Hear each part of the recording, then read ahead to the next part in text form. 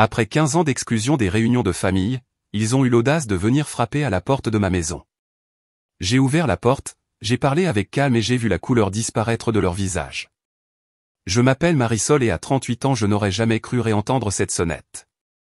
Debout dans ma maison de 15 millions de dollars à Assertan, en tant que PDG prospère d'un empire technologique que j'ai construit depuis zéro, je suis resté glacé. 15 ans d'exclusion familiale m'avaient laissé des cicatrices que le succès ne pouvait pas guérir. À travers la caméra de sécurité, je les ai vus tous dehors, leur visage montrant un mélange de surprise et de désespoir. La famille qui m'avait rejeté autrefois revenait maintenant en rampant. Dites-moi d'où vous regardez ceci, appuyez sur le bouton j'aime et abonnez-vous avant que je vous raconte comment j'ai vu la couleur disparaître de leur visage quand ils ont compris ce qui les attendait. En grandissant dans un quartier de classe moyenne à Chicago, mon enfance aurait dû être normale. Mon père, Arturo, travaillait comme ingénieur dans une entreprise respectée, ramenant à la maison un salaire confortable. Ma mère, Béatrice, enseignait en 3e année dans l'école primaire du quartier, aimée par ses élèves et la communauté. De l'extérieur, on semblait être la famille américaine parfaite, vivant dans une maison coloniale de 4 chambres avec une clôture blanche et un golden retriever nommé Rico. Mais les apparences peuvent être trompeuses. J'étais la plus jeune de 3 enfants. Mon frère Raphaël avait 7 ans de plus que moi, l'enfant en or qui brillait dans tout ce qu'il faisait, football américain, bourse d'études, notes parfaites et une personnalité charmante qui attirait tout le monde. Ma sœur Natalia, 5 ans plus âgée que moi, était la beauté de la famille avec ses boucles blondes parfaites et son sourire éclatant. C'était une pianiste talentueuse et la capitaine de l'équipe de débat. Et puis il y avait moi, l'enfant arrivé par accident. Depuis mes premiers souvenirs, je sentais la différence dans la façon dont on me traitait. Pendant que mes frères recevaient des éloges et de l'attention pour leur réussite, les miennes étaient accueillies par de l'indifférence ou des critiques. Quand je rapportais des notes parfaites, ma mère hochait simplement la tête et disait « c'est ce qu'on attend de toi ». Mais quand Raphaël ou Natalia rapportaient les mêmes notes, il y avait des célébrations et des dîners spéciaux. « Pourquoi tu ne peux pas être plus comme ta sœur ?» me demandait ma mère quand j'avais du mal avec mes leçons de piano. « Natalia jouait du Mozart à ton âge. » Mon père n'était pas mieux. Il assistait à tous les matchs de football de Raphaël, encourageant dans les gradins et se vantant devant ses collègues des talents sportifs de son fils. Mais quand je me suis qualifié pour la foire scientifique de l'État en 5e année, il a dit qu'il était trop occupé par le travail pour venir. « La science n'est pas vraiment un sport de spectateur, Marisol, dit-il avec mépris. En plus, j'ai une réunion importante ce jour-là. » Plus tard, j'ai découvert qu'il avait déplacé cette soi-disant réunion pour assister à un entraînement de Raphaël. Mon 10e anniversaire a été l'exemple le plus clair de ma place dans la hiérarchie familiale. Maman m'avait promis une petite fête à la maison avec quelques amis de l'école. J'attendais ça depuis des semaines, j'avais même aidé à faire les invitations à la main. Le matin de mon anniversaire, je me suis réveillé tout excité pour la fête. « Marisol, il y a eu un changement de programme », annonça ma mère au petit déjeuner. « Raphaël a un match de championnat aujourd'hui et on doit tous être là pour le soutenir. On devra reporter ta fête. » Mon cœur s'est serré en comprenant ce qui se passait. « Mais maman, mes amis arrivent dans 2 heures. On ne peut pas annuler maintenant. » « Ne sois pas égoïste, intervint mon père. C'est un grand jour pour ton frère.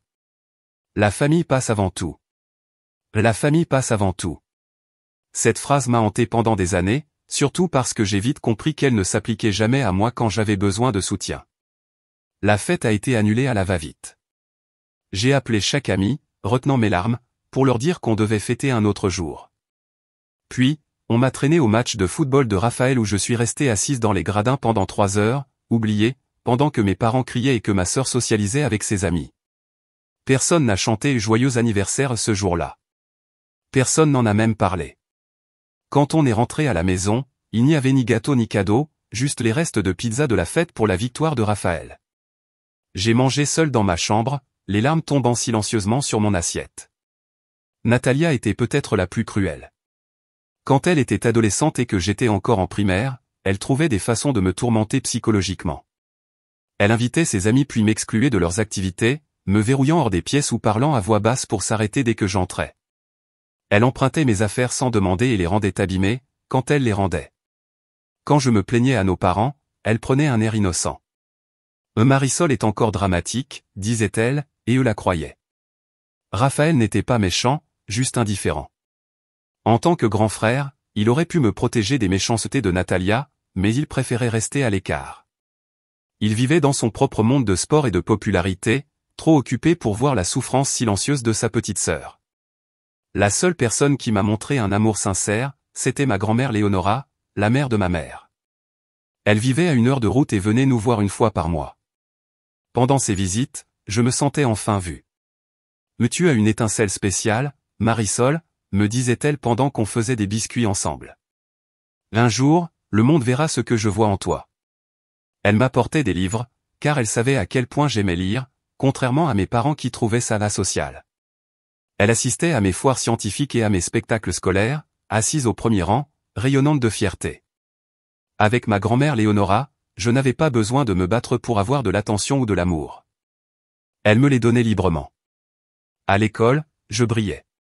Mes professeurs louaient mon intelligence et ma créativité, mais à la maison ces réussites étaient minimisées. « L'intelligence scolaire ne t'amènera pas très loin dans la vie », disait mon père quand je lui montrais mon bulletin.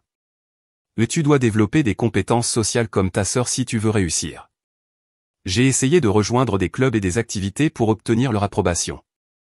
Je me suis inscrite à l'équipe de débat comme Natalia, mais quand je suis arrivé au régional, mes parents étaient trop occupés pour venir. J'ai essayé le football, espérant que mon père montre le même enthousiasme qu'avec Raphaël. Mais quand j'ai intégré l'équipe, il s'est contenté de dire que les sports de filles ne sont pas aussi compétitifs que ceux des garçons. Arrivé au lycée, je m'étais résigné à être invisible dans ma propre famille.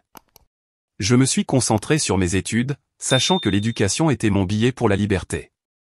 J'ai travaillé à temps partiel à la bibliothèque du quartier, économisant chaque dollar pour l'université. J'ai demandé des bourses en secret, déterminé à tracer ma propre voie. Quand les lettres d'acceptation des meilleures universités sont arrivées, y compris Yale et Stanford, mes parents semblaient surpris, comme s'ils n'avaient jamais imaginé que je puisse atteindre un tel niveau. Leur réaction fut au mieux tiède. « Ces écoles coûtent très cher », fut le premier commentaire de mon père, et elles sont très loin de la maison. J'ai détecté une note de soulagement dans sa voix à l'idée que je parte. Cela confirma ce que j'avais toujours soupçonné. J'étais un fardeau, pas une fille aimée. Mon cœur s'est brisé un peu plus ce jour-là, mais cela a aussi renforcé ma détermination à construire une vie où je serais valorisé. Je ne savais pas alors que la pire trahison était encore à venir et que la vraie nature de ma place dans la famille allait se révéler de la façon la plus cruelle possible. Le moment décisif qui a détruit toutes mes illusions sur ma famille est arrivé quand j'avais 23 ans. Je venais d'être diplômé de Stanford avec mention, avec un diplôme en informatique spécialisé en cybersécurité. J'avais décroché un poste dans une start-up technologique à San Francisco. Mon premier pas vers l'indépendance. Je commençais à croire que peut-être, juste peut-être, je pourrais enfin gagner le respect de ma famille grâce à mes réussites. Puis arriva l'appel, ma grand-mère Léonora était morte subitement d'une crise cardiaque. J'étais dévasté. La seule personne qui m'avait fait me sentir aimé et valorisé n'était plus là. J'ai immédiatement pris l'avion pour Chicago pour l'enterrement, le cœur lourd de douleur. L'enterrement fut un moment sombre, entouré de parents que je connaissais à peine, venus offrir leurs condoléances et partager des souvenirs de ma grand-mère. Pendant toute la cérémonie, je me suis assise seule au premier rang, tandis que mes parents, Raphaël et Natalia, se serraient les uns contre les autres, affichant une image d'unité dans le deuil. Personne n'a pensé à me demander si j'allais bien, alors qu'ils savaient tous à quel point j'étais proche de ma grand-mère Léonora. Après le service, la famille s'est réunie chez mes parents. La lecture du testament était prévue pour l'après-midi. Je me suis assise en silence dans un coin du salon, feuilletant un album photo de ma grand-mère, essayant de faire face à ma perte. Quand l'avocat est arrivé, tout le monde s'est réuni dans la salle à manger. En lisant le testament, la plupart des biens ont été distribués comme prévu. La maison de ma grand-mère est allée à ma mère, sa voiture à Raphaël et sa collection de bijoux à Natalia. Puis vint la surprise. « Ah ma chère petite fille Marisol », lut l'avocat, « je laisse la bague en rubis de ma grand-mère et la somme de 5 000 $. Tu as toujours été spécial pour moi et je sais que tu me rendras fier. » La pièce est devenue silencieuse. Puis ma mère lâcha un ricanement. « Les 5 000 $ et une vieille bague. C'est tout ?» J'étais stupéfaite par sa réaction. Je n'attendais rien et j'étais profondément ému par ce geste de ma grand-mère. La bague en rubis était une relique familiale ayant appartenu à mon arrière-arrière-grand-mère. Ce n'était pas la valeur matérielle qui comptait pour moi, mais le symbole derrière. Le visage de mon père devint rouge écarlate. C'est une honte, grogna-t-il. Léonora a toujours favorisé Marisol, pour une raison obscure. Pour une raison obscure, répétai-je en trouvant ma voix. Peut-être parce qu'elle a été la seule à me montrer de la gentillesse dans cette famille. C'est alors que tout explosa. Des années de rancune et de secrets sortirent au grand jour. Tu veux parler de gentillesse, cria mon père. Et nous t'avons recueilli quand personne d'autre ne voulait de toi. Nous t'avons donné un foyer, une éducation, des opportunités dont la plupart des enfants ne peuvent que rêver. Et voilà la gratitude que nous recevons. La confusion m'envahit. Et ils m'ont recueilli. De quoi tu parles? Ma mère lança à mon père un regard d'avertissement, mais il était déjà trop tard. Le mal était fait. Mais tu n'es même pas notre fille, cracha-t-il. Mais tu avais 2 ans quand nous t'avons adopté après la mort de ta mère. Laetitia était la colocataire de Béatrice à l'université. Elle t'a eu hors mariage puis est morte dans un accident de voiture. Sans père à l'horizon, aucune autre famille n'a voulu de toi. Alors nous l'avons fait, par bonté de cœur. La pièce s'est mise à tourner autour de moi. Adopté. Ça ne pouvait pas être vrai. J'ai regardé ma mère, la suppliant du regard de le nier. Au lieu de ça, elle a soupiré. On voulait t'en parler quand tu serais plus grande, mais après, ça n'a jamais semblé être le bon moment. 23 ans, et jamais le bon moment pour me dire la vérité sur ma propre identité. Toutes ces années à me sentir différente, à avoir l'impression de ne pas appartenir, tout prenait maintenant un sens cruel. Donc j'ai vécu dans un mensonge toute ma vie, murmurai-je. Tout le monde le savait, sauf moi. La plupart de la famille le savait, dit Natalia en haussant les épaules. Ce n'était pas vraiment un secret, on n'en parlait juste pas. Pas un secret pour tout le monde, sauf pour moi, la première concernée. J'avais la nausée. Pourquoi la grand-mère Léonora a-t-elle laissé la bague à Marisol de toute façon, demanda Raphaël à l'avocat. Mais elle devrait rester dans la famille de sang. Famille de sang. Ces mots m'ont transpercé comme un couteau. Madame Léonora a spécifiquement dit que Marisol devait avoir la bague, parce qu'à ses yeux, la vraie famille c'est l'amour, pas le sang, répondit l'avocat, mal à l'aise. Cela mit encore plus mon père en colère. Cette vieille a toujours essayé de saboter notre éducation, en bourrant la tête de Marisol de bêtises, en lui faisant croire qu'elle était spéciale alors que nous essayions de lui apprendre à être réaliste sur sa place dans le monde. Ma place, demandai-je, la voix tremblante. Et c'est quoi exactement, ma place dans cette famille? Tu devrais être reconnaissante qu'on t'ait recueilli, intervint Natalia. Tu sais combien d'orphelins finissent dans le système? Tu as eu des privilèges dont la plupart ne peuvent que rêver. Je regardais ma sœur et la vie clairement pour la première fois. Privilège? Comme qu'on me rappelle constamment que je ne suis pas aussi bien que toi ou Raphaël? Comme qu'on oublie mes anniversaires et qu'on ignore mes réussites? Ce genre de privilège? Mais tu vois? Voilà pourquoi on ne t'a jamais rien dit, dit ma mère. On savait que tu réagirais émotionnellement au lieu de rationnellement. Et découvrir que toute ma vie a été un mensonge me semble une bonne raison pour être émotionnel, répliquai-je. Mon père se leva brusquement, dominant la table. Ça suffit. Je ne te laisserai pas parler à ta mère comme ça sous mon toit. Si tu ne peux pas montrer un peu de gratitude pour tout ce qu'on a fait pour toi, alors peut-être que tu devrais partir. Je regardais autour de la table les visages de ceux que j'avais appelés ma famille pendant 23 ans. Aucun ne prit ma défense, pas même Raphaël, qui avait toujours été le moins hostile envers moi. À ce moment-là, j'ai pris ma décision. Très bien, dis-je doucement en attrapant mon sac. Je vais partir, mais je veux savoir une seule chose avant, y avait-il quelque chose de vrai? Est-ce que vous m'avez déjà aimé, ou je n'étais qu'un cas de charité que vous avez regretté d'avoir accepté? Le silence qui suivit fut toute la réponse dont j'avais besoin. Je suis sorti de cette maison et je ne me suis jamais retourné. L'exclusion de la vie de famille est devenue officielle après ce jour-là. Je n'ai pas été invité à Thanksgiving cette année-là, ni à Noël, ni à aucune autre réunion familiale. Je voyais des photos sur les réseaux sociaux, des réunions, des fêtes de fin d'année, des événements importants, toujours sans moi. Natalia publiait parfois des photos avec des légendes comme réunion familiale complète ou quelle bénédiction d'avoir tous ceux que j'aime au même endroit, des rappels cruels que je n'étais pas considéré comme faisant partie du tous. Il y eut aussi des emails de mon père, froids et formels, me demandant de ne pas les contacter et de respecter la vie privée de la famille, comme si j'étais une étrangère susceptible de les harceler, pas quelqu'un qui avait vécu comme leur fille pendant plus de 20 ans. La douleur la plus dure est arrivée quand j'ai vu des photos de mes parents assistant fièrement au mariage de Raphaël, puis à la naissance du premier enfant de Natalia.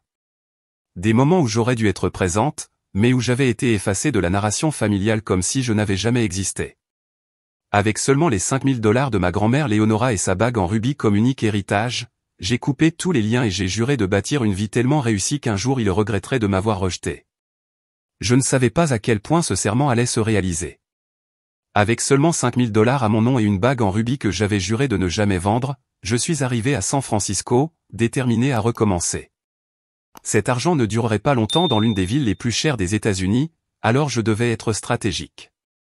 J'ai trouvé un minuscule appartement dans un quartier peu envié, que je partageais avec 2 autres jeunes femmes rencontrées grâce à un panneau d'affichage dans un café local. Ma part du loyer a englouti presque la moitié de mes économies immédiatement. Célia était infirmière et travaillait de nuit. Renata était étudiante en littérature. Toutes deux étaient trop occupées par leur propre vie pour se mêler de la mienne, ce qui m'allait parfaitement.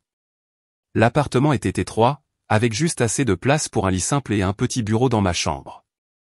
La cuisine était à peine fonctionnelle et nous partagions une seule salle de bain à 3. C'était très différent de la maison confortable de banlieue où j'avais grandi, mais c'était à moi, et dans ça, il y avait de la liberté. J'ai trouvé un emploi d'entrée en tant que spécialiste du support technique dans une petite société de logiciels. Le salaire était minime. Il couvrait à peine mes dépenses, mais c'était un pied dans l'industrie technologique. Mes journées consistaient à répondre aux appels d'utilisateurs frustrés, résoudre des problèmes basiques et documenter les bugs pour l'équipe de développement. Un travail monotone qui n'utilisait ni mes études ni mes compétences, mais je l'ai abordé avec détermination. « Tu es surqualifié pour ce poste », m'a dit mon superviseur lors de mon évaluation après 3 mois.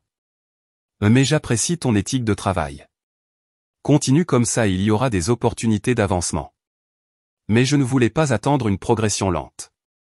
Chaque soir, après mon service, je rentrais dans ma petite chambre et je passais des heures à apprendre par moi-même de nouveaux langages de programmation et des protocoles de cybersécurité. Je suivais des cours gratuits en ligne, je participais à des défis de code et je construisais de petits projets pour améliorer mon portfolio. Dormir est devenu un luxe que je pouvais rarement me permettre, mais chaque heure de travail était un investissement dans mon futur. Pour économiser, je vivais de nouilles instantanées et de sandwichs au beurre de cacahuètes. Je me coupais les cheveux toute seule, j'achetais des vêtements dans des friperies et je marchais des kilomètres pour éviter de payer les transports quand le temps le permettait. Chaque dollar économisé était un dollar qui me gardait indépendante de la famille qui m'avait rejeté. 6 mois après mon exil auto-imposé, j'ai assisté à un atelier gratuit de technologie dans la bibliothèque publique. Le thème était les menaces émergentes en cybersécurité, un domaine sur lequel je m'étais concentré durant mes études. La présentatrice était la professeure Adriana Chen, une experte reconnue de Berkeley. Je me suis assise au dernier rang, absorbant chaque mot de son exposé et prenant des notes détaillées sur des concepts à approfondir. Quand la présentation s'est terminée et que la salle a commencé à se vider, j'ai rassemblé mon courage et je suis allé la voir avec une question précise sur les protocoles de chiffrement dont elle avait parlé. La professeure Adriana a semblé surprise par la nature technique de ma question. « C'est une observation perspicace, dit-elle. La plupart des gens n'auraient pas remarqué ce détail. Vous travaillez dans le domaine ? » Je lui ai expliqué ma formation et ma situation actuelle, en omettant soigneusement les détails personnels sur ma famille. Quelque chose dans ses yeux bienveillants et son écoute attentive m'a fait me sentir vu, d'une manière que je n'avais pas ressentie depuis ma grand-mère Léonora. « Tu as un bon esprit pour ce travail », dit-elle après notre conversation. « Je vais organiser un hackathon le mois prochain à Berkeley. Tu devrais venir. » Ce hackathon a changé le cours de ma carrière. En travaillant avec une équipe d'étrangers, j'ai aidé à identifier une faille importante dans une application financière populaire. Notre solution a gagné la 3 places, mais plus important encore, elle a attiré l'attention de plusieurs professionnels du secteur. La professeure Adriana est devenue ma mentor officieuse, m'invitant à d'autres événements et me recommandant des ressources pour progresser. « Tu as une perspective unique sur la sécurité », me dit-elle un jour après que j'ai partagé certaines idées. « Tu vois des vulnérabilités que d'autres ignorent, parce que tu penses différemment. » Sous sa direction, j'ai commencé à développer un concept pour une nouvelle approche de protection des données, basée sur les comportements plutôt que sur les mots de passe traditionnels. L'idée avait du potentiel, mais la transformer en un produit viable nécessitait des ressources que je n'avais pas. Tu devrais envisager de chercher des investisseurs, suggéra la professeure Adriana. Ce concept pourrait révolutionner la sécurité des données personnelles. Le monde du capital risque et du financement des startups m'était totalement étranger. J'ai passé des semaines à faire des recherches, préparer un plan d'affaires et répéter ma présentation. La professeure Adriana m'a présenté certains de ses contacts, mais les réponses furent au mieux tièdes. Le concept est intéressant, mais tu n'as pas d'historique. Reviens quand tu auras un prototype fonctionnel. En général, nous investissons dans des fondateurs plus expérimentés. Les refus s'accumulaient. 27 investisseurs m'ont dit non, et chaque refus résonnait comme les rejets que j'avais subis de ma famille. Mais contrairement à l'époque, je refusais de croire que je n'étais pas assez bonne. Pour me maintenir financièrement tout en poursuivant mon idée, j'ai pris un deuxième travail comme serveuse dans un bar populaire fréquenté par des gens de la tech. L'ironie ne m'échappait pas, je servais des boissons à des entrepreneurs à succès, un milieu que je rêvais de rejoindre. Les nuits étaient épuisantes après des journées complètes de support technique, mais elles me donnaient un revenu supplémentaire et, de façon inattendue, des opportunités de réseautage. Un soir, un client appelé Matteo a laissé un généreux pourboire après une courte discussion sur l'avenir de la vie privée numérique. Il est revenu la semaine suivante et a posé davantage de questions sur ma formation et mes idées. Après plusieurs conversations, il a révélé qu'il était un investisseur providentiel spécialisé dans les startups de cybersécurité. « Je t'ai mise à l'épreuve », avoua-t-il. « Je voulais voir si tu savais vraiment de quoi tu parlais ou si tu étais juste une autre personne pleine de grands mots sans contenu. Tu es authentique.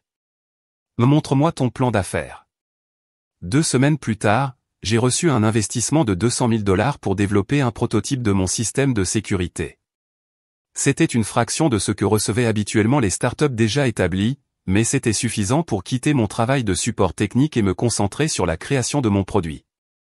J'ai gardé mon travail de serveuse les week-ends, à la fois pour un peu d'argent en plus et pour garder les pieds sur terre. Le processus de développement a été épuisant.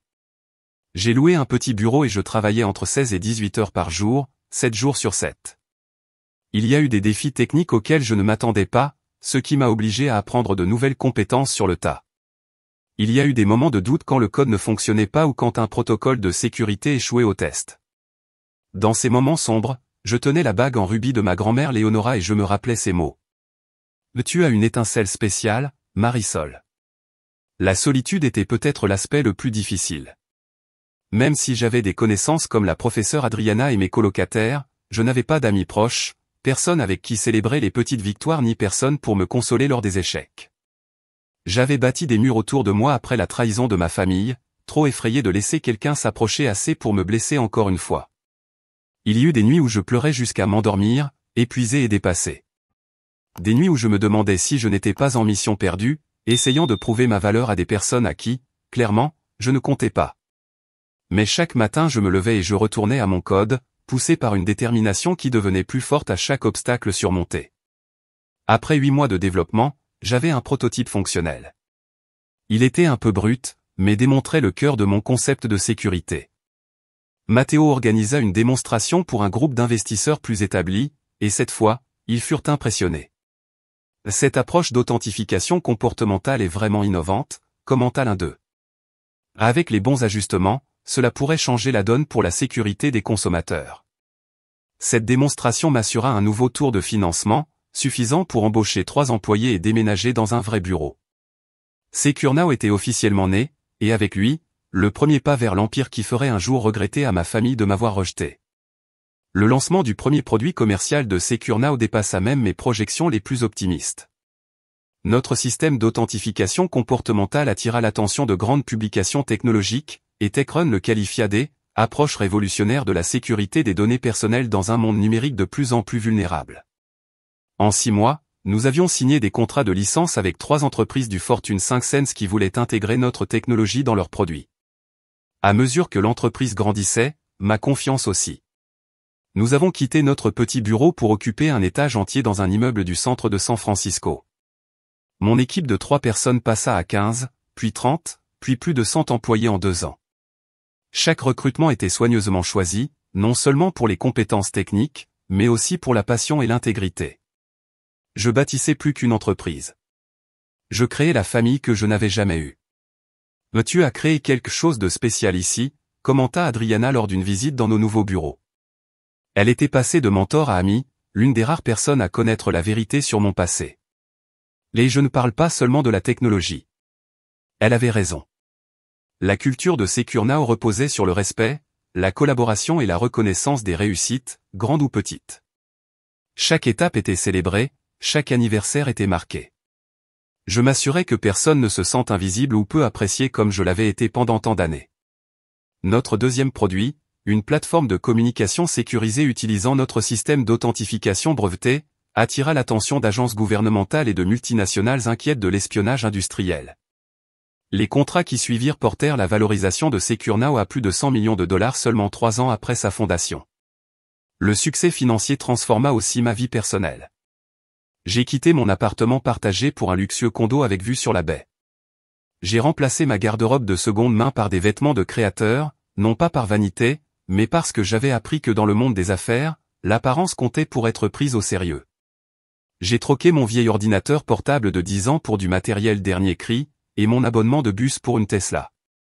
Et pourtant, malgré toutes ces améliorations matérielles, il restait un vide que je ne pouvais pas combler. Chaque soir, je rentrais dans mon condo magnifique mais silencieux, avec ses vues panoramiques et ses meubles luxueux, et je me sentais complètement seul. Le succès était un compagnon froid. Au 5e anniversaire de la fondation de Secure Now, nous avons signé notre plus gros contrat à ce jour, 200 millions de dollars pour rénover l'infrastructure de sécurité d'un consortium de banques internationales. La fête au bureau fut joyeuse, le champagne coulait et les employés acclamaient pendant que j'annonçais des primes pour tout le monde. Mais quand la fête s'est terminée et que tous sont rentrés dans leur famille, je suis retourné seul dans mon condo et j'ai ouvert une bouteille de vin. Assise sur le balcon, je me suis retrouvé à scroller sur les réseaux sociaux, une habitude que j'avais presque abandonnée mais que je reprenais parfois dans mes moments de faiblesse. Il y avait une nouvelle publication de Natalia, une réunion familiale dans la maison au bord du lac de mes parents. La tradition annuelle de la famille Herrera. Tellement béni de tous être réunis, disait la légende. Tous, sauf moi, évidemment. J'ai fermé l'application et j'ai pris une décision. Si je ne pouvais pas avoir la famille dans laquelle j'étais né, je construirais une vie si pleine et si riche que leur absence ne compterait plus. Le lendemain, j'ai commencé à chercher une maison permanente, un lieu qui pourrait devenir mon sanctuaire. Après des semaines de recherche, j'ai trouvé une immense propriété à Nassertan, le quartier le plus exclusif de la Silicon Valley. Une propriété de 15 millions de dollars comprenant une maison principale de 7 chambres, une maison d'amis, une piscine et de vastes jardins sur 3 hectares. Es-tu sûr de cet achat ? Demanda mon conseiller financier. C'est un investissement énorme pour une seule personne. Je suis sûr, répondis-je. Ce n'est pas seulement une maison, c'est une déclaration. J'ai passé les 6 mois suivants à rénover la propriété selon mes spécifications exactes. La salle à manger formelle devint un bureau ultramoderne. Une aile de la maison devint une bibliothèque remplie de milliers de livres, réalisant mon rêve d'enfant d'avoir ma propre bibliothèque comme dans La Belle et la Bête, mon conte préféré. Chaque pièce a été conçue pour refléter différentes facettes de ma personnalité et de mes passions. Les couleurs étaient chaleureuses et accueillantes, les meubles élégants mais confortables. Contrairement au minimalisme austère de mon condo de San Francisco, cette maison était faite pour être habitée, pour y créer des souvenirs. La pièce maîtresse de la propriété était le jardin. J'ai engagé un célèbre architecte paysagiste pour créer un jardin à l'anglaise avec des sentiers sinueux, des bancs cachés et des fleurs en toute saison. C'était le genre de jardin que ma grand-mère Léonora aurait adoré. J'y ai placé un petit banc commémoratif avec son nom, dans un coin tranquille entouré de ses fleurs préférées. Pendant que Secure Now continuait de s'étendre, avec plus de 500 employés et des bureaux dans 5 pays, j'ai fait un effort conscient pour équilibrer mon succès professionnel avec ma croissance personnelle. Je me suis jointe à des conseils d'organisations caritatives, surtout celles qui aidaient les enfants en famille d'accueil et les orphelins. J'ai créé un fonds de bourse pour les étudiants en informatique issus de milieux défavorisés. J'ai commencé à être mentor pour de jeunes femmes entrant dans le domaine de la technologie, déterminées à les aider à éviter certains des obstacles que j'avais moi-même rencontrés. À travers ces activités, j'ai lentement construit un cercle d'amis qui ne savaient rien de mon passé et qui m'acceptaient pour ce que j'étais devenu. Il y avait Matteo, mon premier investisseur, devenu un conseiller de confiance et compagnon de navigation le week-end. Adriana, bien sûr, restait une présence constante, venant désormais avec son mari et ses enfants pour des dîners réguliers chez moi. Renata, mon ancienne colocataire, avait fini son doctorat et enseignait maintenant la littérature à Stanford. Nous nous retrouvions chaque mois autour d'un café pour discuter de livres. Il y avait aussi mon équipe exécutive, Elisa, ma brillante directrice technique, Diego, le directeur financier dont la gestion rigoureuse avait fait croître la valeur de l'entreprise, et Ruben, notre directeur des opérations, dont les compétences organisationnelles faisaient tout tourner sans accroc. Ils avaient commencé comme de simples employés, mais au fil des années, ils étaient devenus plus que ça, des personnes en qui j'avais confiance et que je respectais. Cette famille choisie, patiemment construite, remplissait une partie du vide. Mais parfois, le passé revenait. Tard dans la nuit, il m'arrivait de regarder un vieil album de photos de mon enfance, l'une des rares affaires que j'avais emportées en quittant la maison de mes parents. Les visages souriants sur ces photos me semblaient appartenir à des étrangers. Des gens que j'avais cru m'aimer, mais qui avaient prouvé le contraire. 10 ans après avoir fondé SecureNow, j'ai introduit l'entreprise en bourse. L'introduction fut un énorme succès, faisant de moi une multimillionnaire du jour au lendemain, du moins sur le papier. Mon visage apparut en couverture de magazines économiques, avec des titres comme « La reine de la sécurité, comment Marisol Herrera a bâti un empire technologique depuis zéro ». Si ma famille biologique avait vu ces articles, ils ne m'ont jamais contacté. Leur silence était à la fois un soulagement et une blessure persistante. Au 15e anniversaire du jour où j'avais été rejeté par ma famille, j'ai organisé un gala caritatif dans ma propriété de Nassertan. L'événement a récolté plus de 10 millions de dollars pour des associations d'aide aux enfants placés. Une cause devenue profondément personnelle pour moi.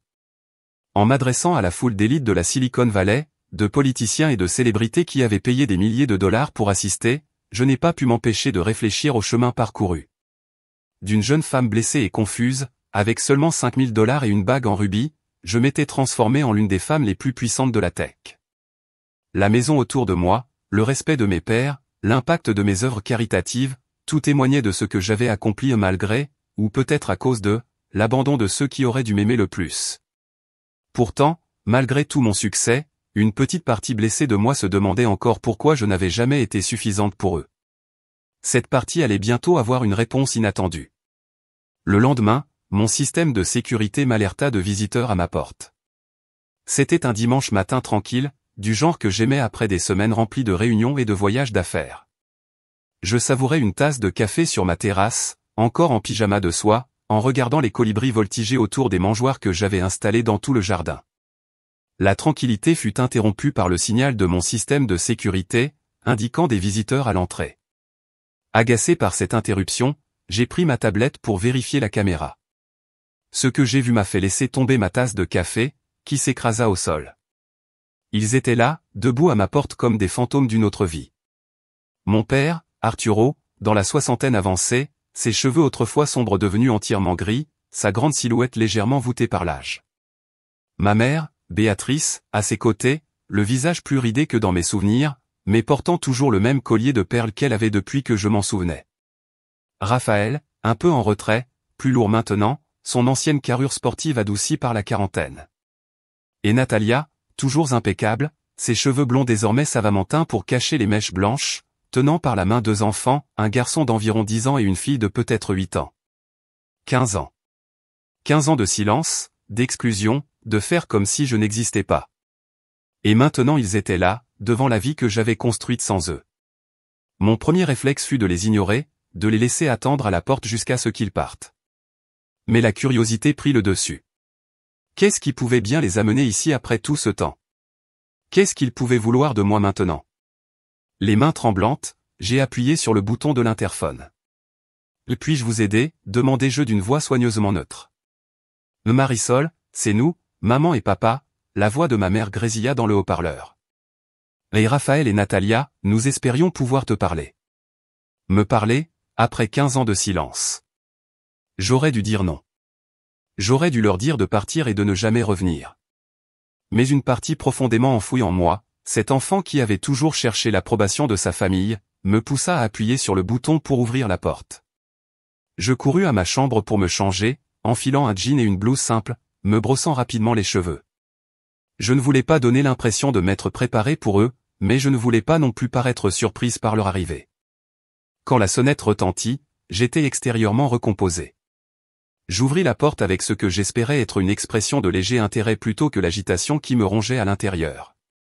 Ils étaient tous les 5 sur mon seuil, admirant la grande façade de ma maison avec un étonnement à peine dissimulé. « Marisol », dit ma mère en avançant les bras ouverts, prête à m'enlacer. « Tu es magnifique. » Je fis un pas en arrière pour éviter l'accolade. « Merci », répondis-je froidement. « C'est inattendu. » Nous avons essayé de trouver le bon moment pour te contacter, dit mon père d'une voix plus douce que dans mes souvenirs. Quand nous avons vu l'article sur ta gala caritative dans le Wall Street Journal, nous avons pensé, eh bien, que ce serait peut-être le moment de reprendre contact. Le Wall Street Journal. Bien sûr. Ils n'étaient pas venus parce que je leur manquais ou qu'ils regrettaient leurs actes. Ils étaient venus parce qu'ils avaient vu, noir sur blanc, la preuve de ma richesse et de mon succès dans un journal national. Entrez, je vous en prie, dis-je, sur pilote automatique. Même si mon esprit analysait la vraie raison de leur présence, je les guidais à travers le grand hall, avec ses sols en marbre et son escalier imposant, jusqu'au salon principal dont les baies vitrées donnaient sur les jardins et la piscine. « Quelle maison impressionnante !» dit Raphaël en sifflant doucement, en contemplant les meubles sur mesure et les œuvres d'art originales accrochées au mur. « Merci », répondis-je simplement, en leur indiquant de s'asseoir sur les canapés en cuir italien. « Vous voulez boire quelque chose ? Café ? Oh. Un café serait délicieux, dit ma mère, s'asseyant au bord du canapé comme si elle avait peur de s'installer complètement dans ma maison. J'ai profité de l'excuse de préparer le café pour m'échapper un instant dans la cuisine. Je me suis appuyé sur le plan de travail et j'ai respiré profondément pour me calmer. J'avais imaginé ce scénario d'innombrables fois au fil des années, fantasmé sur ce que je dirais si jamais il revenait dans ma vie. Mais maintenant que c'était réel, je me sentais prise au dépourvu, vulnérable comme je ne l'avais pas été depuis longtemps. Quand je suis revenu avec un plateau de café dans ma plus belle porcelaine, une petite démonstration mesquine de richesse à laquelle je n'avais pas pu résister, les enfants exploraient la pièce tandis que les adultes restaient assis dans un silence tendu. « Voici mes enfants », dit Natalia alors que je posais le plateau. « Joaquin et Alma. » J'ai hoché la tête vers eux, leurs yeux curieux posés sur moi. « Bonjour », dis-je, sans vraiment savoir comment interagir avec ce neveu et cette nièce que je n'avais jamais rencontrés. Natalia leur avait-elle déjà parlé de moi? Savait-il qu'ils avaient une tante effacée des photos et des conversations familiales? Et ils sont magnifiques, dis-je, parce que c'était la réponse attendue. Tu nous as manqué, Marisol, dit ma mère avec des larmes aux yeux. La mise en scène était presque convaincante. Nous avons pensé à toi toutes ces années. Vraiment, demandai-je, ma voix ferme malgré la colère qui bouillonnait en moi. C'est étrange, parce que je n'ai pas reçu une seule carte d'anniversaire, ni un seul salut de Noël en 15 ans. Nous ne savions pas comment te joindre, dit mon père. Après la façon dont les choses s'étaient terminées, nous ne savions pas si tu voulais avoir de nos nouvelles. Vous auriez pu essayer, rétorquai-je. Mon adresse email n'a jamais changé. Mon entreprise n'est pas exactement difficile à trouver. Nous avons suivi ta carrière, intervint Raphaël. Nous avons lu tes réussites. Nous sommes tous très fiers. Fiers, répétai-je, le mot amer sur ma langue. Maintenant, vous êtes fiers. Pas quand j'ai été diplômé avec mention. Pas quand j'ai fondé mon entreprise. Pas quand j'avais besoin de soutien et d'encouragement. Seulement maintenant, parce que j'ai un manoir et une société à $1 milliard. Maintenant, vous êtes fiers. Un silence pesant envahit la pièce. Les enfants sentirent la tension et se rapprochèrent de leur mère, qui les serra contre elle. Marisol, dit mon père après un instant, en s'éclaircissant la gorge. Nous ne sommes pas venus seulement pour renouer, même si c'est notre espoir, nous sommes aussi venus parce que, eh bien, nous aurions besoin de ton aide. Et voilà la véritable raison de leur apparition soudaine dans ma vie. Et quel genre d'aide, demandai-je, sachant déjà la réponse. Une aide financière, admit mon père, avec au moins la décence d'avoir l'air embarrassé. Mon entreprise a fait faillite l'an dernier. La récession nous a frappé durement et, à mon âge, trouver un nouvel emploi est devenu un défi. J'ai perdu mon poste dans la tech il y a 6 mois, ajouta Raphaël. Je fais des missions en freelance, mais ce n'est pas stable. Et je suis en plein divorce, murmura Natalia, baissant la voix pour que ses enfants n'entendent pas. Gustavo m'a quitté pour sa secrétaire. L'histoire classique. L'accord est encore en négociation et mes frais d'avocat sont astronomiques. Je les regardais un par un. Ces mêmes personnes qui m'avaient jeté dehors quand je n'avais rien, et qui revenaient maintenant que j'avais tout. L'audace était incroyable. Nous pensions, continua mon père, confondant visiblement mon silence avec une réflexion, que tu pourrais peut-être nous aider à relancer l'entreprise familiale. Un prêt de quelques millions de dollars nous permettrait de repartir et de créer quelque chose dont toute la famille pourrait faire partie. À toute la famille, répétai-je. Oui, dit ma mère avec enthousiasme. Toi aussi tu pourrais en faire partie, bien sûr. Même si j'imagine que tu es trop occupé avec ta propre société. Mais tu pourrais être une associée silencieuse, et cela assurerait aussi l'avenir de tes neveux et nièces. Elle fit un geste en direction des enfants, une manœuvre calculée pour jouer sur des cordes sensibles que je n'étais pas sûr d'avoir encore. Nous te rembourserions, bien sûr, ajouta mon père, avec des intérêts. Et peut-être pourrais-tu envisager de mettre une partie des actions de ta société dans une fiducie familiale, pour garder tout ça dans la famille, en quelque sorte. La nausée m'envahit. Le culot pur et simple de venir dans ma maison après 15 ans de silence et de demander non seulement de l'argent, mais aussi une part de l'entreprise que j'avais bâtie seul, sans leur aide ni leur soutien. Parler de famille comme si j'en faisais encore partie, mais seulement quand cela servait leurs besoins financiers. Je vois, fut tout ce que je dis, tandis que mon esprit formulait déjà une réponse qu'il n'oublierait jamais. Je me levai calmement, lissant mon jean, rassemblant mes pensées. La pièce était saturée de tension. Ma famille me fixait, leur visage allant de l'espoir à un calcul à peine voilé. S'il vous plaît, mettez-vous à l'aise, dis-je avec une hospitalité feinte. Le café est importé d'une petite coopérative en Colombie. J'ai visité les plantations moi-même l'an dernier. Cette remarque lançait nonchalamment à l'idée de voyager personnellement à l'autre bout du monde pour rencontrer des producteurs de café ne leur échappa pas. Les yeux de mon père se plissèrent, recalculant mentalement l'étendue de ma fortune. Natalia observa la pièce avec un nouvel intérêt, comme si elle estimait la valeur de chaque meuble et de chaque œuvre d'art. Je m'excusai brièvement et revins avec un album relié en cuir et mon ordinateur portable. Je posai les deux sur la table basse avant de reprendre ma place en face d'eux, jambes croisées, posture détendue mais assurée, comme lors des conseils d'administration où je savais que j'avais toutes les cartes en main. Avant de discuter de quelconques arrangements financiers, dis-je d'une voix posée. Je pense que nous devrions d'abord rattraper ces 15 années. Après tout, nous sommes une famille, n'est-ce pas? J'insistais légèrement sur le mot famille, assez pour qu'ils comprennent l'ironie. Ma mère hocha la tête avec enthousiasme. Oui, bien sûr. Nous avons tellement de choses à rattraper. Commençons par les réunions de famille, suggérai-je en ouvrant l'album. Vous savez? J'ai gardé des traces. Leurs expressions confuses se transformèrent en malaise quand je tournai la première page, une capture d'écran imprimée d'une publication Facebook datant d'il y a 15 ans, peu après notre rupture. On y voyait un dîner de Thanksgiving chez mes parents. La légende disait, reconnaissante pour la famille aujourd'hui et pour toujours. C'était 3 mois après que vous m'avez dit de ne plus jamais vous contacter, dis-je d'un ton léger, comme si je commentais la météo. J'ai remarqué que vous étiez tous là, l'oncle Hector, la tante Ramona et leurs enfants. Même ma cousine Gisela avait pris l'avion depuis Denver. Je tournai la page. Noël, la même année. Rien de mieux que d'avoir toute la famille réunie pour les fêtes. C'est un bel arbre. Dis-moi, maman, tu as utilisé les décorations que j'avais faites à l'école primaire, ou bien elles ont été jetées en même temps que mes photos de bébé? Page après page, je leur montrais la preuve de la vie qu'ils avaient vécue sans moi, anniversaire, remise de diplôme, mariage, baby shower pour les enfants de Natalia, fête d'anniversaire de mes parents.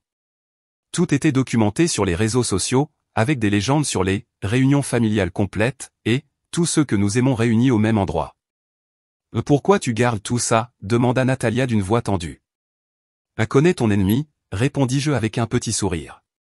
Le principe basique de sécurité. Tu m'as enseigné ça, papa. Probablement la leçon la plus précieuse que tu m'aies donnée, toujours savoir à qui tu as affaire. Je fermai l'album et ouvris mon ordinateur portable. Passons maintenant à l'histoire plus récente. Je tournai l'écran vers eux et lus à haute voix un email de mon père, daté d'il y a 12 ans.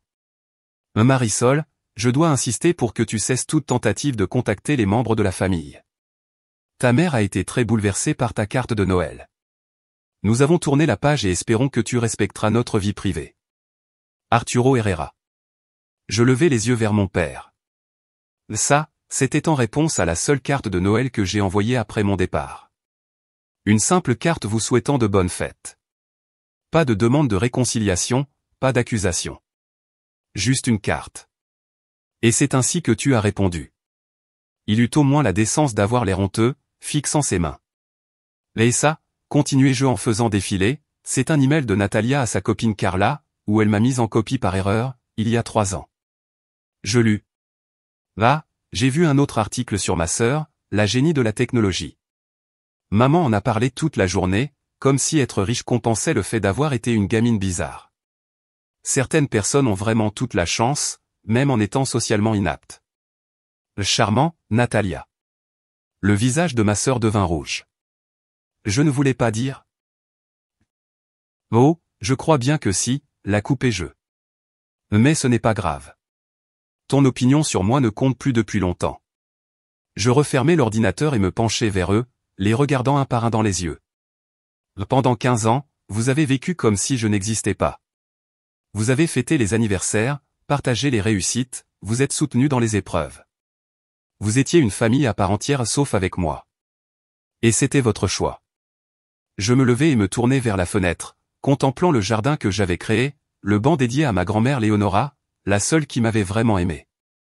Et maintenant, vous venez ici, dans la maison que j'ai construite, dans la vie que j'ai créée entièrement sans vous, et vous parlez de famille comme si c'était un concept que vous pouviez prendre ou rejeter selon vos besoins. Je me retournai pour les affronter. Soyons clairs, je n'ai pas besoin d'une famille qui ne veut de moi que quand j'ai quelque chose à donner. Je n'ai pas besoin de parents qui ne me reconnaissent que quand je réussis. Je n'ai pas besoin de frères et sœurs qui se moquent de moi dans mon dos, mais viennent mendier quand ça les arrange. Le visage de mon père avait perdu toute couleur. Ma mère pleurait silencieusement. Était-ce du vrai remords ou juste la frustration de voir leur plan échouer? Impossible à dire. Raphaël fixait le sol. Natalia restait raide, d'un mélange de colère et de honte. Cela dit, repris-je, ma voix s'adoucissant légèrement en regardant les enfants, confus et mal à l'aise. Je ne crois pas qu'on doive punir les enfants pour les fautes de leurs parents. Je revins m'asseoir et m'adresser directement à eux. Joaquin et Alma, je suis votre tante Marisol. Nous ne nous sommes jamais rencontrés, mais ce n'est pas de votre faute. J'aimerais apprendre à vous connaître, si vous le souhaitez. Les enfants regardèrent leur mère, incertains de comment répondre à cette étrangère qui disait être leur tante. Dans ce but, ajoutai-je en me tournant vers les adultes, je ne vous donnerai pas des millions pour relancer une entreprise familiale déjà ratée une fois. Je ne signerai pas d'action de ma société dans une fiducie familiale. Ce que je vais faire, c'est créer des fonds pour l'éducation de Joaquin et Alma, afin de leur garantir la possibilité d'aller dans l'université de leur choix quand ce sera le moment. Le visage de Natalia se crispa, mélange d'un léger soulagement, de déception et d'orgueil blessé. Nous n'avons pas besoin de ta charité, commença-t-elle. Ce n'est pas de la charité, la coupai-je. C'est un investissement dans les seules personnes innocentes de cette pièce. Les fonds seront gérés par mon équipe financière. Vous n'aurez pas accès à l'argent. Je me levai, signalant que la rencontre touchait à sa fin. Voilà mon offre. À prendre ou à laisser.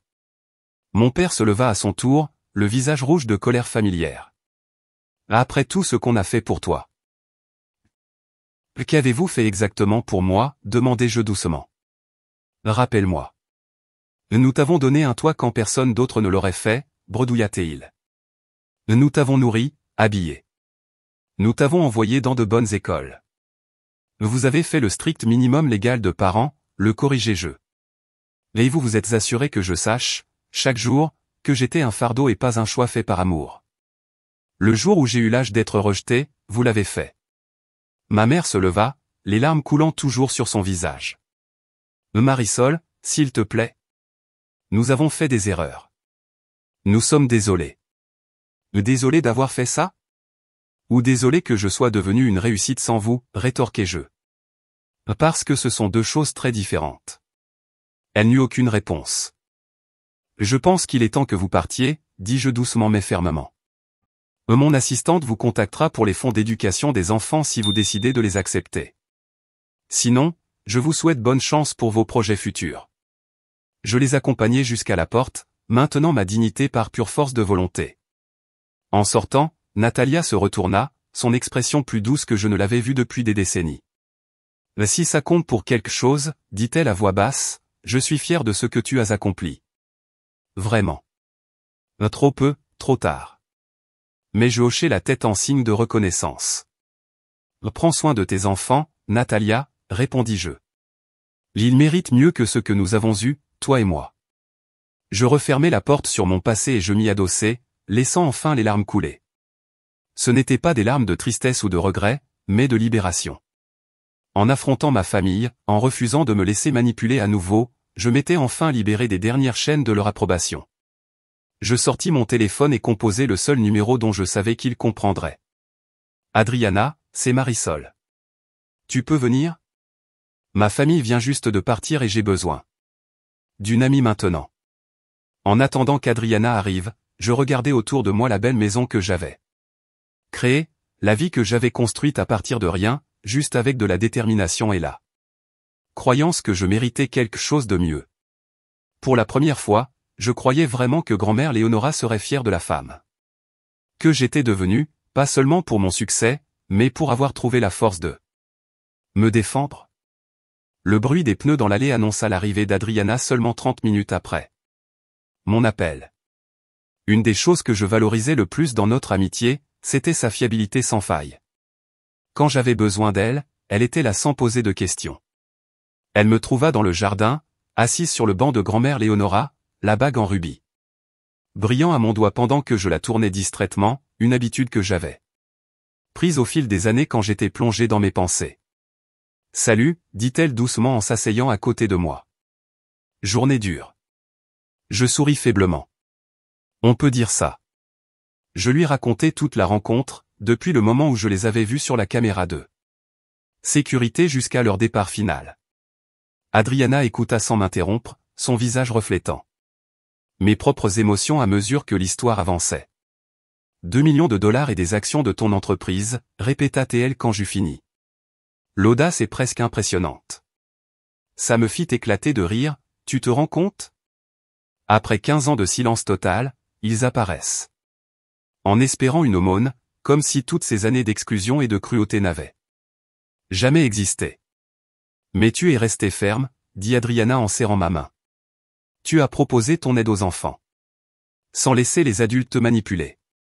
Ça a demandé du courage. Nous restâmes assises dans un silence confortable pendant quelques minutes, observant le soleil de l'après-midi projeter de longues ombres sur le jardin. L'agitation émotionnelle de la journée m'avait laissé épuisé, mais aussi étrangement en paix. Tu sais quelle est la partie la plus étrange ? Dis-je enfin. Pendant des années, j'avais fantasmé sur un moment comme celui-ci, où il verrait mon succès et regretterait la façon dont il m'avait traité. Mais maintenant que c'est arrivé, ça semble vide d'une certaine manière. Le regret, s'il en ont, ne change rien. Adriana hocha la tête pensivement. Parce que tu as réalisé que leur approbation n'a jamais été le vrai prix que tu croyais. Ces mots résonnèrent avec une vérité que j'avais lentement découverte au fil des ans. Exactement.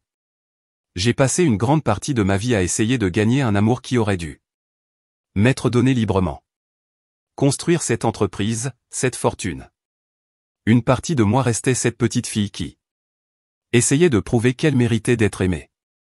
Et maintenant, demanda Adriana. Maintenant je sais que ça n'a jamais été le vrai problème. Leur incapacité à m'aimer fut leur échec, pas le mien. Aucun succès de ma part ne pouvait réparer ce qui était brisé en eux.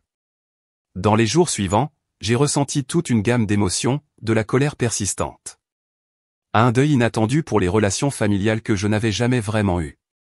Mais sous tout ça, il y avait une sensation croissante de libération. Le dernier espoir persistant. Qu'un jour ils reconnaissent leur erreur, qu'on puisse d'une manière ou d'une autre devenir une vraie famille. Avait été enterré. Cette fantaisie m'avait freiné d'une façon que je n'avais jamais complètement reconnue. Une semaine après leur visite, je pris une décision qui allait changer le cours non seulement de ma vie, mais potentiellement de beaucoup d'autres.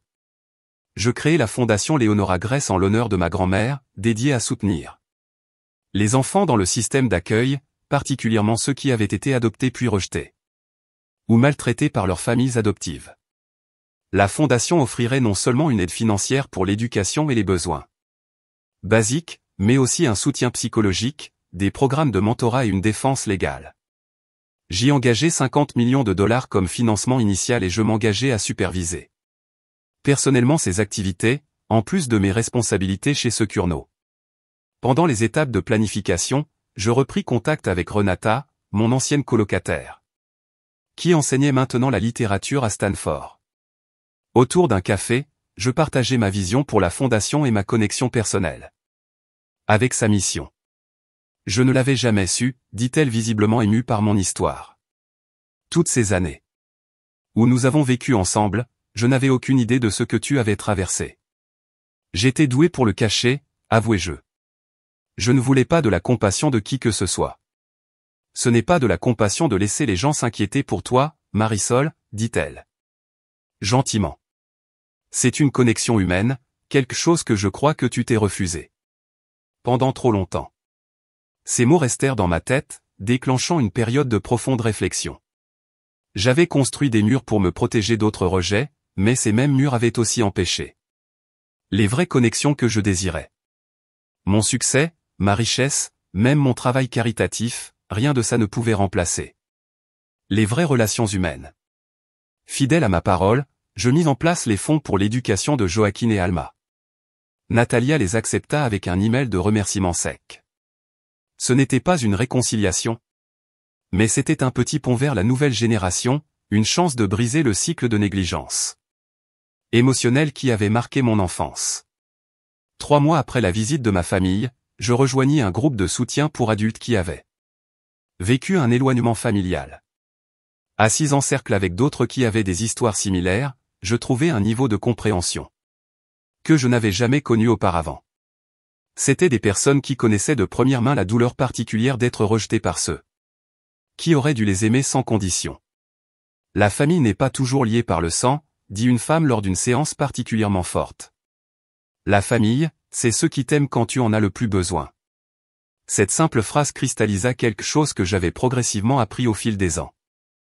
En regardant autour de moi les vies que j'avais touchées et celles qui avaient touché la mienne, je réalisais que j'avais construit une famille choisie, bien plus nourrissante que celle dans laquelle je suis né. Il y avait Adriana, qui avait cru en moi quand je n'étais qu'une jeune femme nerveuse dans un atelier de technologie. Matteo, qui avait pris un risque avec mes idées quand 27 autres investisseurs avaient dit non. Mon équipe de direction chez Securna, qui m'avait soutenu pendant la croissance et les défis de l'entreprise. Les enfants qui bénéficiaient des programmes de ma fondation, dont les lettres et dessins décoraient maintenant un mur dans mon bureau à domicile. 6 mois après la confrontation avec ma famille biologique, je décidai d'organiser une réunion dans ma propriété. D'assertant. Pas un gala de charité officiel ni un événement d'affaires, mais une simple célébration de la connexion. J'invitai tous ceux qui étaient devenus importants pour moi au fil des ans, d'Adriana et sa famille à mes premières colocataires à San Francisco, de Matteo et sa femme aux membres de mon groupe de soutien. La maison et les jardins se remplirent de rires et de conversations, de gens qui connaissaient mon histoire et m'acceptaient tel que j'étais, avec mes défauts et tout. En regardant ces personnes si différentes qui avaient choisi de faire partie de ma vie, je ressentis un sentiment d'appartenance que j'avais cherché toute ma vie. Tard dans la soirée, je trouvai un moment tranquille seul sur le banc de grand-mère Léonora. La bague en rubis reflétait la lumière des lanternes du jardin, brillant avec la même chaleur que je me rappelais dans ses yeux. Je pouvais presque entendre sa voix, la vraie famille, c'est l'amour, pas le sang. Elle avait eu raison tout ce temps. Les liens du sang peuvent être le début de la famille, mais ils n'en sont pas la définition. La famille se construit à travers l'amour, le respect et les choix faits jour après jour. Pour être là les uns pour les autres. Ça ne peut pas se mesurer par l'ADN ou les papiers officiels, mais par la profondeur de la connexion et la sécurité que l'on ressent dans la présence de l'autre. Mon chemin, de petite fille rejetée à femme d'affaires à succès, avait été poussé en partie par le désir de prouver ma valeur à ceux qui m'avaient écarté. Mais la vraie transformation est arrivée quand j'ai compris que ma valeur n'avait jamais été en doute, seulement leur capacité à la voir. La famille qui, autrefois, me définissait par son absence, avait perdu son pouvoir sur mon bonheur. À sa place, il y avait une communauté de familles choisies, des personnes qui avaient gagné leur place dans ma vie grâce à leurs actions, pas grâce à leurs liens de sang. Assise dans mon jardin, entourée de la vie que j'avais construite et des gens qui m'avaient aidé à la construire, je me suis senti en paix d'une manière que je n'avais jamais ressentie auparavant. Les blessures du passé resteraient toujours une partie de mon histoire, mais elles ne définissaient plus mon avenir. La bague en rubis à mon doigt n'était plus seulement un rappel de la seule personne de ma famille biologique qui m'avait vraiment aimé. Elle était devenue un symbole de la vérité que j'avais apprise à travers la douleur et la victoire. Nous avons tous le pouvoir de créer nos propres définitions de la famille, de bâtir des liens basés sur l'amour sincère plutôt que sur l'obligation. Pour tous ceux qui ont ressenti la piqûre du rejet familial, qui se sont demandé s'il y avait quelque chose de mauvais en eux parce que les personnes qui auraient dû les aimer se sont éloignées, je veux que vous sachiez ceci. Votre valeur n'est pas déterminée par ceux qui n'ont pas su la voir. Vous méritez l'amour, vous méritez d'appartenir, et vous avez le pouvoir de créer une famille du cœur qui vous aimera exactement comme vous êtes. Avez-vous déjà dû créer votre propre famille quand la famille biologique vous a déçu? Qu'est-ce qui vous a aidé à guérir du rejet familial? Partagez vos histoires dans les commentaires ci-dessous et n'oubliez pas de mettre un j'aime, de vous abonner et de partager cette vidéo si elle vous a touché. Merci de faire partie de ce voyage avec moi, et souvenez-vous que parfois, les familles les plus belles sont celles que nous choisissons nous-mêmes.